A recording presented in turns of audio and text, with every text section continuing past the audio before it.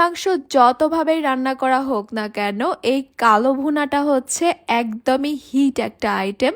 আর তাই তো নামি দামি কোনো মশলা ছাড়াই একদম অথেন্টিক রেসিপিতে গরুর মাংসের কালো ভুনার রেসিপিটি শেয়ার করব একদমই সহজভাবে। আসসালামু আলাইকুম everyone, welcome to Apsara's mini kitchen. আমাদের অনেকেরই ধারণা গরুর মাংসের কালো ভুনা তৈরি করা মনে হয় অনেক ঝামেলার ব্যাপার, তবে আজকের এই রেসিপিটি দেখার পর আপনাদের এই ধারণাটা একদমই পাল্টে যাবে। কারণ আমি এখানে নামি দামি কোনো মশলাই ব্যবহার করিনি, একদমই সহজভাবে তৈরি করেছি।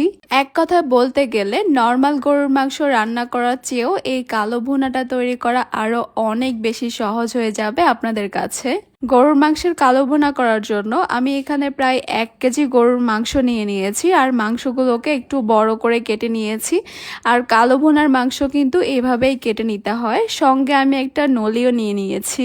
প্রথমেই এখানে দিয়ে দিব 1 টেবিল চামচ আদা বাটা, এরপর এখানে দিয়ে দিব 1 টেবিল চামচ রসুন বাটা, 1 চা চামচ দিয়ে দিব জিরা গুঁড়া, দিয়ে দিব 1 চা চামচ ধনিয়া গুঁড়া, গরম মশলা গুঁড়া দিয়ে দিব 1 চা চামচ, কালো গোলমরিচের গুঁড়া দিয়ে দিব 1 চা চামচ, শাহি গরম মশলার গুঁড়া দিয়ে দিব 1 চা চামচ। এটার রেসিপি কিন্তু আমার চ্যানেলে অলরেডি দেওয়া হয়ে গেছে।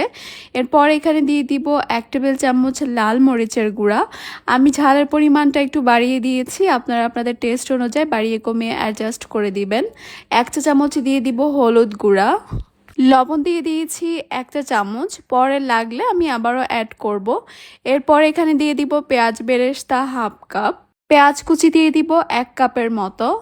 যে তেলে পেঁয়াজগুলো বেরেস্তা করেছিলাম সেইখান থেকে আমি হাফ কাপ তেল এখানে দিয়ে দিয়েছি। এখন মাংসের সঙ্গে সবকিছুকে খুব ভালো মতো মিশিয়ে নিতে হবে।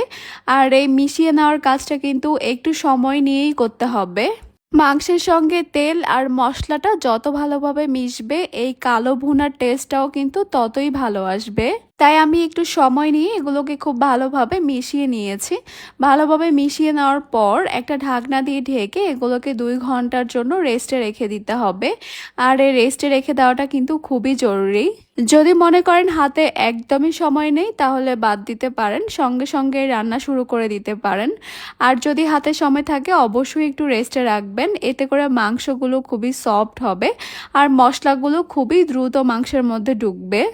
আমার হাতে এত বেশি সময় ছিল না, আমি মাত্র 30 মিনিটের জন্য রেস্টে রেখেছি। এরপর আমি এই হাঁড়িটাকে চুলায় বসিয়ে দিয়েছি। কোনো রকমের ঢাকনা ছাড়াই আমি প্রায় 10 মিনিটের মতো এইভাবে মাংসগুলোকে একটু কষিয়ে নিব প্রথমে।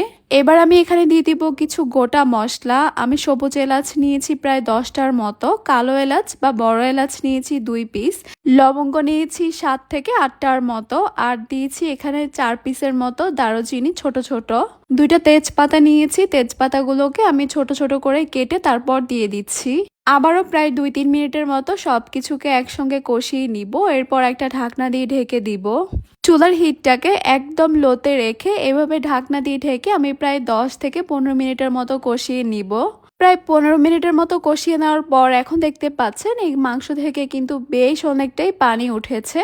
আর এই পানিটার মধ্যেই কিন্তু মাংসটাকে সিদ্ধ করে নিব। এখানে আর আলাদা করে কোনো রকমের পানি দিব না। তবে আপনাদের যদি মনে হয় আপনারা যে মাংসটা নিয়েছেন সেটা সিদ্ধ হওয়ার জন্য কিছুটা পানি দেওয়ার দরকার আছে, তাহলে কিছুটা পানি দিবেন। আমি আবারও ঢাকনা দিয়ে ঢেকে রান্না করব, পানিটা সম্পূর্ণভাবে শুকিয়ে মাংসটা সিদ্ধ হয়ে যাওয়া পর্যন্ত। এরই মধ্যে কিন্তু আমি বেশ অনেকবার ঢাকনাটা তুলে নেড়ে চেড়ে দিব। দেখতেই পাচ্ছেন সম্পূর্ণ পানিটা শুকিয়ে গেছে আর এই মাংসগুলো সিদ্ধ হয়ে গেছে। এখন যেগুলো আছে এগুলো হচ্ছে তেল আর গ্রেভি, এখানে কিন্তু আর কোনো রকমের পানি নেই। এখন আমি এই কালো ভুনার জন্য একটা ফোড়ন বা বাগার রেডি করব। একটা প্যানে আমি নিয়ে নিব হাফ কাপ সরিষার তেল। আর অবশ্যই চেষ্টা করবেন এখানে সরিষার তেলটাই নেওয়ার জন্য। তেলটা কিছুটা গরম হয়ে আসলে এখানে দিয়ে দিব আমি 3-4টার মতো শুকনো মরিচ, সঙ্গে দিয়ে দিব একটা রসুন কুচি। আমি রসুনের কোয়াগুলোকে একদম কুচি করে নিয়েছি। এরপর এগুলোকে একটু নেড়েচেড়ে ভেজে নিচ্ছি, তবে খেয়াল রাখতে হবে এগুলো যেন অতিরিক্ত পুড়ে না যায় বা একদম ব্রাউন না হয়ে যায়। আমি হালকা লালচে করে এগুলোকে ভেজে নিব। সরিষার তেলের বাবলসের জন্য কিন্তু দেখা যাবে না রসুনগুলো লালচে হয়েছে কিনা, তাই একটু পর পর কিন্তু তুলে দেখতে হবে এগুলো লালচে হয়েছে কিনা। যখন এগুলো ভাজা হয়ে যাবে সঙ্গে সঙ্গে এগুলোকে কালো ভুনার মধ্যে দিয়ে দিতে হবে। এরপর একটু নেড়ে চেড়ে এগুলোকে মিশিয়ে দিচ্ছি, আর কিন্তু এখানে কোনো ঢাকনা দিব না। এবার এইভাবেই আমি আরও কিছুক্ষণ কষিয়ে কালারটাকে আর একটু চেঞ্জ করে নিব। রান্না যখন প্রায় শেষের দিকে তখন আমি এখানে আরও 1 চা চামচের মতো দিয়ে দিব শাহি গরম মশলা গুঁড়া। সঙ্গেই দিয়ে দিব এখানে কিছু পেঁয়াজ। আমি একটা পেঁয়াজকে 4 ভাগে কেটে নিয়েছি, এরপর পাপড়িগুলোকে আলাদা করে নিয়েছি। এই পেঁয়াজগুলো সফট হওয়া পর্যন্ত আবারও নেড়ে চেড়ে কিছুক্ষণ জাল করে নিব, তবে এই পেঁয়াজগুলো একদম নরম করে গলিয়ে ফেলা যাবে না।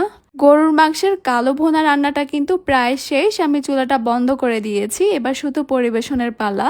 পরিবেশনের সময় উপরে একটু পেঁয়াজ বেরেস্তা দিয়ে পরিবেশন করলে কিন্তু দেখতে অনেক বেশি লোভনীয় লাগে।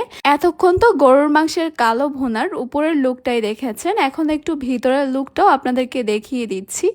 দেখতেই পাচ্ছেন মাশাআল্লাহ কতটা সফট হয়েছে, চাপ দিতেই কিন্তু একদম গলে যাচ্ছে। এটাই হচ্ছে কিন্তু একদম অথেন্টিক পারফেক্ট গরুর মাংসের কালো ভুনার রেসিপি। অবশ্যই এই কোরবানির ঈদে একবার হলেও এইভাবে গরুর মাংসের কালো ভুনাটা তৈরি করে দেখবেন, বাসার সবাই খুবই পছন্দ করে খাবে।